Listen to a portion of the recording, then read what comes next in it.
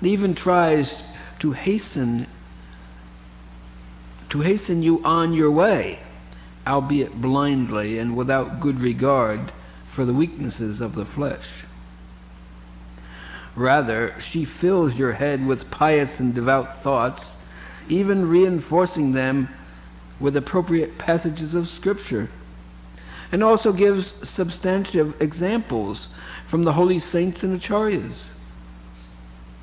She does this so that she might provoke you into some treacherous and shameful miscalculation through your indiscreet and precipitous fervor. I don't quite understand, Lord, exactly how does she do this?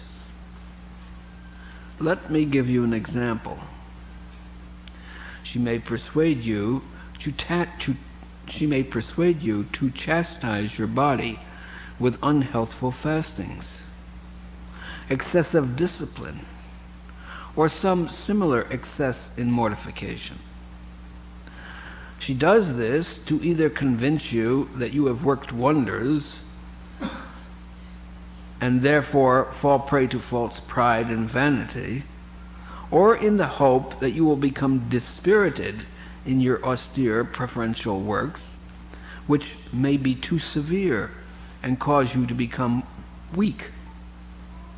In a weary condition, she thinks, you may give up the pursuit of virtue and return with renewed fondness to the vanities of the world. Or she may be hoping that in your excessive austerities you become so busy that you forget your most important business, thinking of me.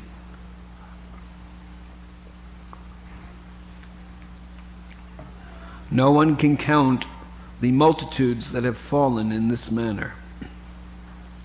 Spiritual pride has so blinded them that, carried away by false and indiscreet zeal for showy, pious, and austere acts, wanting more to be known as pure devotees than to be one, they fall into a snare they themselves have created. How can I prevent this delusion, Lord, and so escape this trap? All this is automatically prevented if you remember that discretion is the better part of valor, and that the golden mean always calls for moderation. Furthermore, intelligence demands a strict regard for personal ability. Mortifications, however commendable in themselves, or however productive of good works, can do you no good if you fall down. Everyone is not capable of the same austerity. One man's food is another man's poison. You should not try to imitate the great saints and martyrs in all things, but you may always follow their instructions, which are based on my word.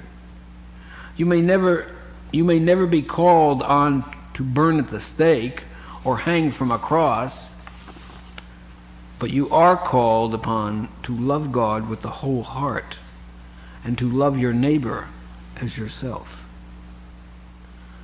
Have you not heard, "Blessed are the merciful, for they shall obtain mercy. Blessed are the poor in heart, for they shall see God.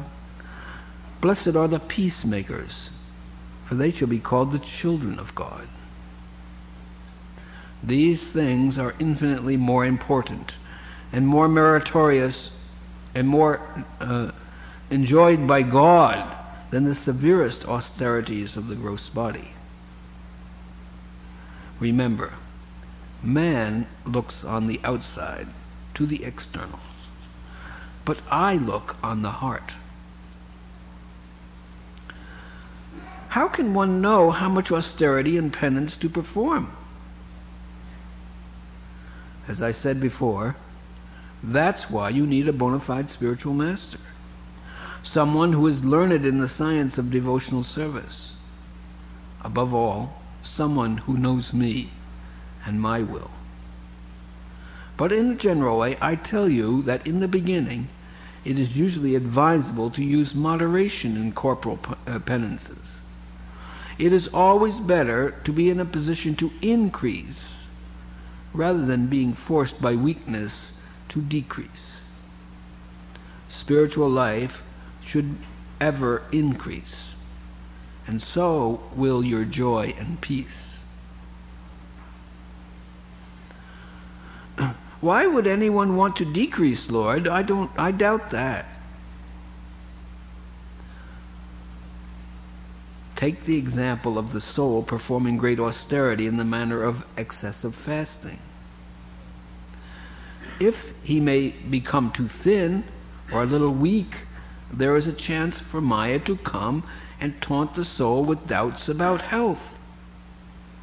Indeed, Maya may be so successful in this regard that health becomes a matter of idolatry, for which a type is ever in dread of the least irregularity, and their entire study and conversation revolves around the best means of avoiding sickness. Thus they cloak their sensuality in righteousness. Under the banner of remaining fit for service, their actual design is the unlawful union of the two incompatible enemies, the flesh and the spirit. Such a speculative attitude leads to the ruination of both health and devotion. In fact, only those who live a life of plain living and high thinking in a humble and unpretentious manner make sure and steady advancement both in health and devotion. It's very complicated, Lord. Isn't there one little rule that is always applicable? Yes, there is. Love me, and love my creation. In all things, however, discretion must be used, and one must show due respect for the exigencies of different constitutions. We are all one and different. This has to be realized. Not only understood intellectually, and it is not only as it pertains to the external manifestations, but even to mental conditions and disciplines. But everyone can chant Hare Krishna, or any of my other millions and billions of names. Chant and be happy.